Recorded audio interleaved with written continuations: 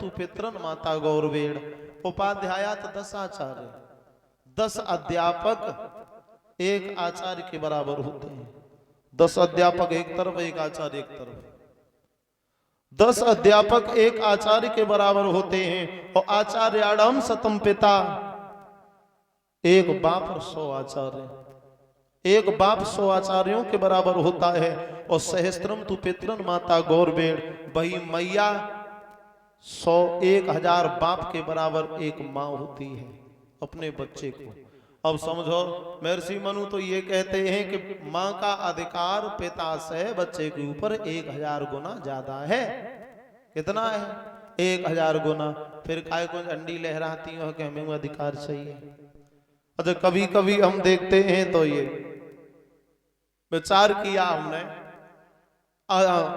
हम लोग आजाद तो हैं, अधिकार भी हमारा शास्त्रों में देखा जाए तो माताओं का अधिकार पिता की अपेक्षा 1000 गुना है, लेकिन फिर भी अधिकार मांगती हैं। तो हमने यहां तक देखा है, खैर गांव देहात की तो बात अलग है, कहीं शहर में जाकर के देखो, शहर में जाकर के देखो तो पता चलता है। तो कभी कभी विचार आता है, कैसे अच्छी तो वो गुलामी थी जिसमें कम से कम औरतें अपना बदन ढक के तो रहा करती थी। इससे अच्छी तो वो गुलामी थी। जैसे जैसे हम आजाद होते गए वैसे वैसे हमारे वस्त्र छोटे होते गए। और इसमें भूल होती है माँ और बाप की। माँ बाप जैसा बच्चों को बनाएंगे, जैसा पहनाएंगे, बच्चे वैसे ही चलेंगे। लेकिन पश्चिमी सभ्यता धीरे धीरे धीरे धीरे धीरे धीरे इतनी बढ़ती चली गई, इतनी बढ़ती चली गई। अगर यही आजादी है कि बीच रास्ते पर बदन खोल के घूमे, तो मुझे लगता है ये आजादी नहीं, इससे अच्छी तो वो गुलामी हुआ करती थी। जो कम से कम माताएं रहती थीं, बदन ढक के रहा करती थीं, लंबा सा घूंघट रहता था। आजादी हमारे बुजुर्गों के गरम गरम खून पर तैर के आई है, किसी के बाप की बापोती नहीं है, हमारी आपकी है। लेकिन महाराज, दशा अगर देखी जाए संसार की तो न जाने कहां। हमारे राष्ट्र में एक संत हुए थे, माताओं को पहले शिक्षा दिलाने का कोई अधिकार नहीं था। महर्षि दयानंद आए, दयानंद ने देखा क्या हालत है संसार की। तो दयानंद कोई ऐसे वैसे घर से नहीं थे, बहुत पैसे वाले थे इनके पिता, और बाप के पास में जहां था संपत्ति हो, और जिसके घर में एक बेटा हो और बेटा भी वो महात्मा हो जाए, तो सुम्मा और पिता को समझाने वाला कौन हो सकता है। दयानंद ने देखा है कि समाज की, राष्ट्र की स्थिति, उस स्थिति को देख करके मन में ये सोचा कि मुझे लगता है कुछ करना पड़ेगा।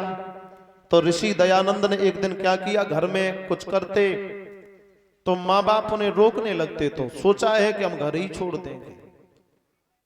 ऋषि दयानंद घर छोड़ के रात में भाग गए, और रात में जब भाग गए तो माताओं याद रखना, जिस मैया का एक बेटा हो वो घर छोड़ के रात्रि में भाग जाए, पिता के पास में अथाह संपत्ति हो, माँ बाप का हाल बेहाल हो गया।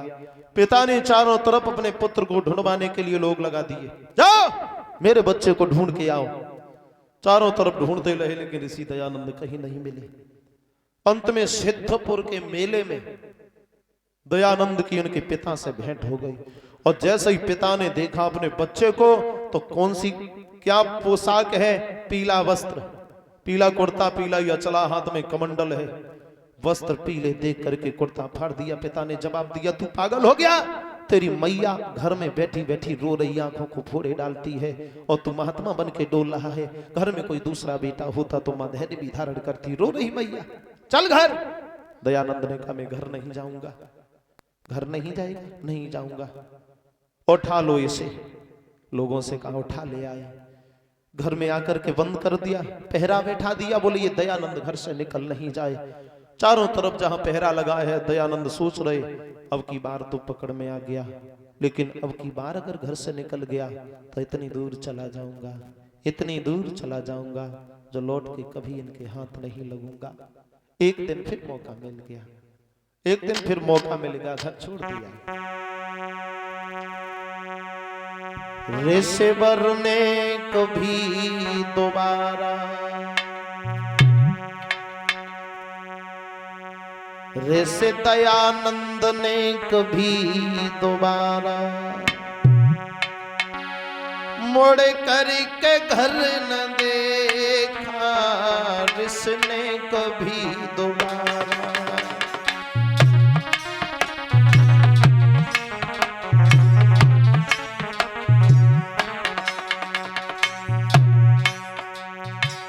ऐसे निकले घर से, पिता के पास में अथा संपत्ति, सबको ठोकर मार दी। लोगों ने कहा भी कि तुम्हें महंत बना दिया जाए,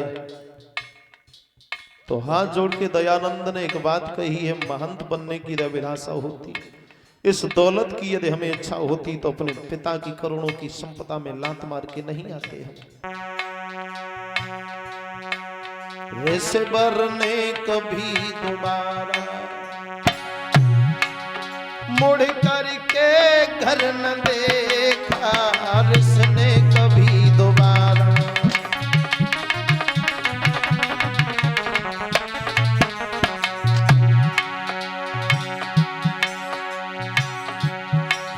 माँ बाप मिलने खातिर कितने तड़पे होंगे,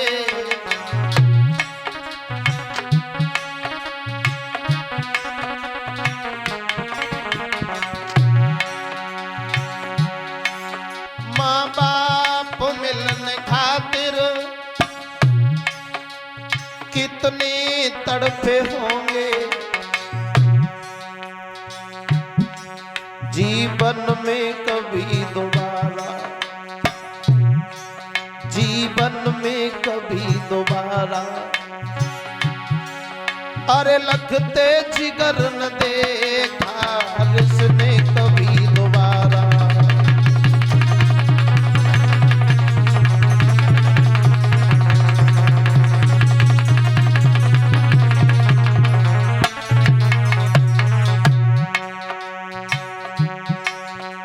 जिंदगी में कभी अपने बच्चे को दोबारा नहीं देखा। त्याग हो तो ऋषि दयानंद जैसा सारी मोह माया ममता की जंजीरों को तोड़ करके आगे बढ़े। समाज में राष्ट्र में नाम है जिनका, लेकिन लाला ऋषिवर ने कभी दोबारा मुड़ करके घर न देखा, ऋषि ने कभी दोबारा।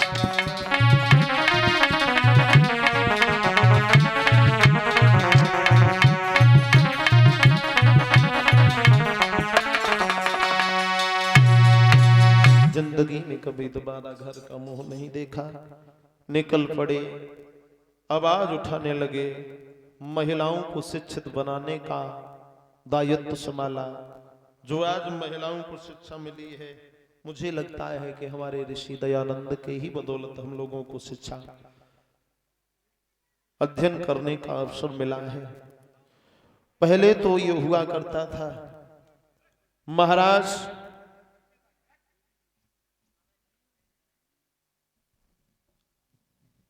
लगभग 1000 वर्ष तक हमारा ये देश गुलाम रहा, मुगलों का शासन रहा हमारे देश पर। तो ये हालत हुआ करती थी पहले मुगल कालीन समय में। हमारी बहन बेटियों की इज्जत लूट के उनकी बाजार में नीलामी की जाती थी। अगर कोई व्यक्ति आवाज उठाता था तो उसके पेट में खंजर घोंप के उसे भी मार दिया जाता था, कांटों पर रेंगा के चलवाया जाता था। वो थी आजादी, वो थी गुलामी। और आज आजादी, इतनी आजादी है कि हम जी आए वहां घूम सकते हैं, मन में आए वो कर सकते हैं, लेकिन फिर भी कहते हैं कि हमें आजादी चाहिए। महाराज एक विद्वान लिखते हैं कि भारत सा